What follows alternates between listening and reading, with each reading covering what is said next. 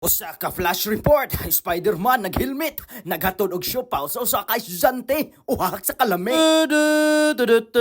Ni, ang akong suliran si Kuya Gangisig, hatagan og siopaw nga upaw. Oscar Oida nakatutok, 24:05 segundos. Ted Bailon nagbabalita, usa ka siopaw nga upaw naglupad og gidawat sa usa ka babae. Kini ang akong suliran, ang bugtong bungot nga wala pa naibot sukad pa sa una. Human nga gihambin ang siopaw nga upaw ning babay si ate og ning ko uhak. Eksklusibo, usa ka puti nga bao-bao ning hunong og mipalit sa siopaw nga upaw ni Spider-Man. Wala pagihatag ang siopaw nga upaw, gibayra na diretso, uhak sa kalami. Bag-o lang gyud ning sulod nga balita, usa ka Spider-Man naghatag og siopaw nga upaw pero gibayran daan.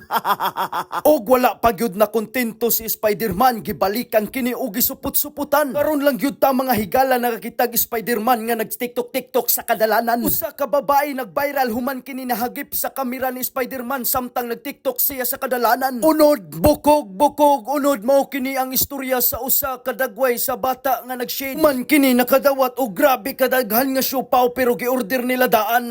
Kini si Kuya Kim, ang buhay ay weather lang pero grabe kainit. Naghatod gyapon si Spider-Man sa dako nga balay. Inubay ni Spider-Man adisir pa nahitabo ang usa ka insidente. Hinay-hinay ra daw siya og tamak sa ilang tiles nga grabe kataas kay basin mahadlok siya mabutalid. Og base sa investigasyon, nag-order si Kuya, nag-PM ni Spider-Man kay giganahan daw sa siopaw nga upaw ug magpa-picture daw ang iyang bata. Pero wala na hisay rin ni Spider-Man nga gitila-tilaan ang iyang tiil sa iro. Uhak sa kalami, Shay. Magbabalik TV Patrol.